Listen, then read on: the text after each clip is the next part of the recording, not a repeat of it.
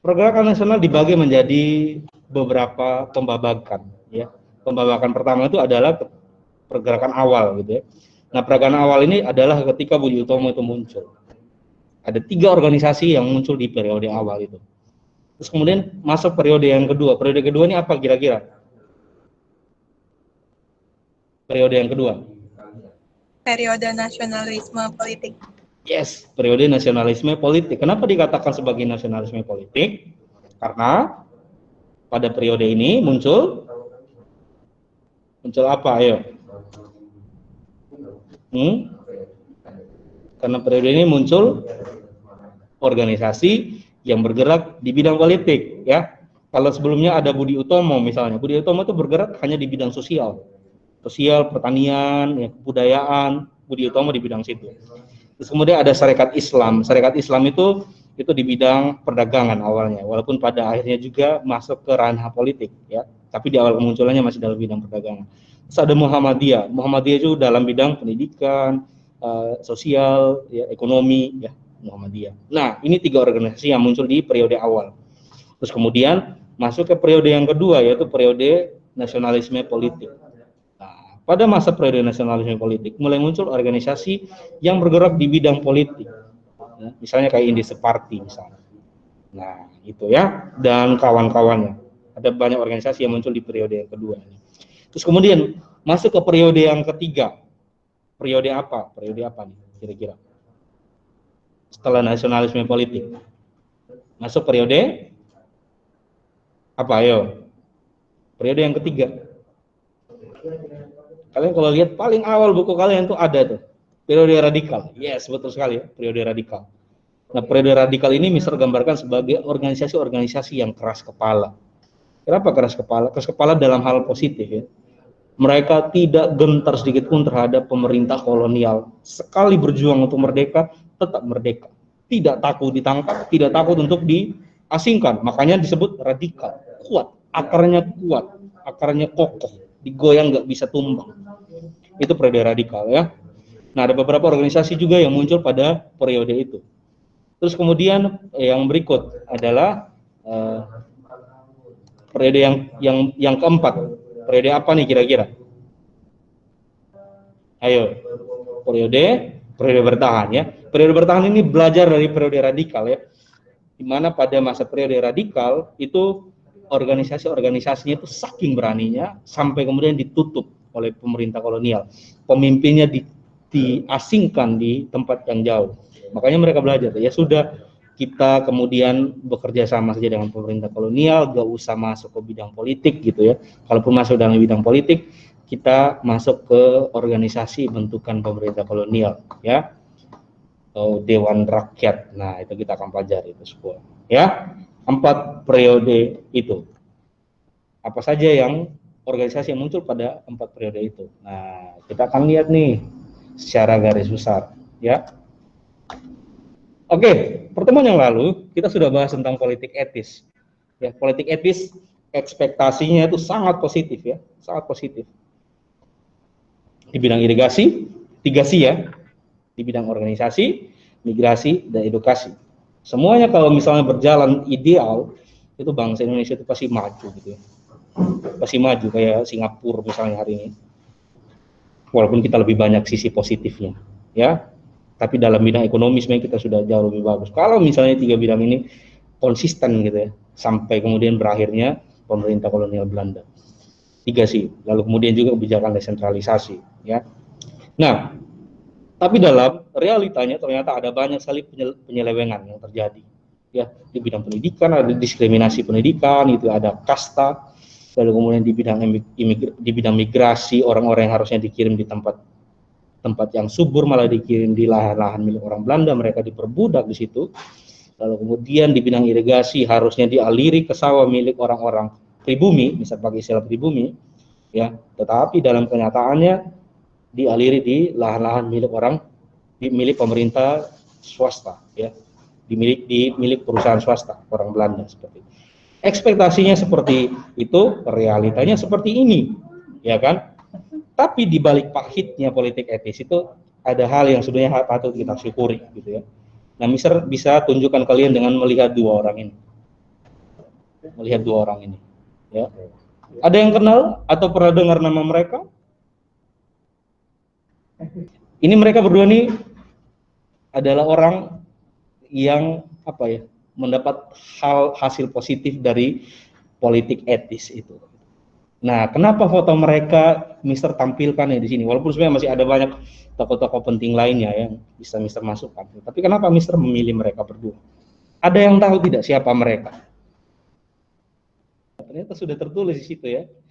Nah, mereka berdua ini adalah orang penting dalam pendirian organisasi Budi Utomo gitu ya. Kalau yang ini, dia ini adalah penggagas gitu ya. Jadi sama kayak mereka berdua ini lulusan SMA Citra Berkat gitu ya. Terus kemudian Dr. Wahid ini senior alumnus gitu ya. Terus suatu ketika dia datang di sekolah SMA Citra Berkat, dia bilang nih sama kalian nih, kalian mau diam-diam aja jadi pemuda. Kalian lihat tidak, rakyat sedang menderita. Kenapa kita tidak mengambil peran untuk membantu masyarakat? Buat dong organisasi yang membantu masyarakat. Nah, akhirnya kalian sebagai Dr. Sutomo ini kemudian berpikir, benar juga ya. Ya sudah, ayo kita buat. Nah, seperti itu ceritanya ya mereka berdua ini.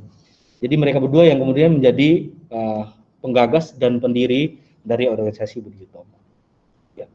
Yang awalnya tujuannya hanya untuk kepentingan kolonial, tapi mereka tidak tahu justru melahirkan cendekiawan yang berinisiatif melakukan perjuangan secara nasional. Nah, Mister mau kembali lagi untuk membahas tentang perbedaan perlawanan sebelum dan sesudah tahun 1908 ya. Nah, kalian bisa lihat sekilas di situ ya. Kalau sebelumnya itu tergantung pada pemimpin karismatik, dipimpin raja, tokoh agama, masih bersifat fisik perlawanannya, reaktif spontan ketika ada api langsung terbakar gitu ya. Nah, berbeda dengan sesudah tahun 1998. Ya, berbeda dengan sesudah tahun 1998. Nah, 08 ya. Nah, kita soroti satu persatu gitu ya, Mister bahas kembali. Yang pertama, sesudah 1908 itu kebanyakan pergerakan perlawanan itu dipimpin oleh kaum terpelajar. Makanya perlawanannya itu bukan pakai otak, tapi pakai otak. Diplomasi, lobby, propaganda di media massa, tulis berita buat orang kemudian terpengaruh untuk melawan Belanda, kayak gitu ya. Awalnya pemerintah kolonial buat sekolah hanya untuk mencetak pegawai-pegawai rendahan di kantor swasta, di kantor milik orang Belanda. Mereka gak sadar ternyata melahirkan cendekiawan, orang-orang pintar yang punya visi yang jauh tentang Indonesia. Ya. Terus kemudian yang berikut, ya. Pada saat dulu Belanda menguasai Indonesia, mereka menerapkan yang namanya Pax Nirlandika. Itu Pax Nirlandika ini sama kayak semangatnya Sumpah Palapa, menyatukan semua, tapi untuk Belanda. Belanda dulu pikirnya buat menyatukan supaya koordinasinya mudah, eksploitasi Indonesia itu mudah gitu, dengan menyatukan Indonesia. Tapi kalian tahu bahwa ternyata tanpa sepengetahuan Belanda, justru Pax Nirlandika ini melahirkan kesatuan, kesamaan nasib ya, senasib sepenanggungan gitu ya, sehingga kemudian ada muncul rasa ingin melawan secara bersama. Kita sama-sama nih di Sumatera menderita karena penjajahan, di Jawa menderita karena penjajahan, di Kalimantan menderita karena penjajahan. Kita sama-sama penderita, kenapa gak melawan secara bersama-sama? Mulai muncul rasa nasionalisme, ya. Gitu. Terus kemudian berikut, tapi kita lawan dengan cara apa? Apakah dengan mengangkat senjata seperti pendahulu kita? Tentu kita akan kalah karena mereka punya gudang persenjataan yang cukup lengkap. Kita bisa sekali ditembak langsung mati gitu ya. Kita putar otak. Akhirnya kemudian mereka lebih cenderung melakukan perjuangan dengan cara tadi diplomasi, lobby gitu ya, propaganda lewat media massa. Jadi cenderung untuk menghindari perlawanan secara fisik. Walaupun sebenarnya pada masa periode radikal ada organisasi seperti PKI yang kemudian melakukan perlawanan secara fisik gitu ya, membantai orang-orang pada waktu itu. Ini sejarah ya. Dan ya mereka sebenarnya semangatnya itu dari revolusi Bolshevik, kayak misalnya cerita minggu lalu di Rusia. Kalau kemudian Tsar II bisa dijatuhkan karena revolusi, kenapa orang Belanda di sini tidak bisa dijatuhkan juga karena revolusi? So kita harus revolusi. Makanya ya ada pertumpahan darah, walaupun sebenarnya perjuangan setelah 1908 mayoritas pakai otak, gitu ya. Nah kemudian berikut muncul organisasi-organisasi yang kemudian bertebaran ya. Nanti dalam pelajaran sejarah kita akan simulasi gitu, kita akan bermain peran gitu. Kalian akan jadi orang-orang muda, settingnya tahun 1908, terus kemudian ada banyak organisasi kayak Intra hari ini, dan kalian silakan pilih mau masuk organisasi apa. Siapa yang menjadi tokoh favorit kalian dan kenapa kalian memilih organisasi itu? Nanti kita akan ngomongin itu ya.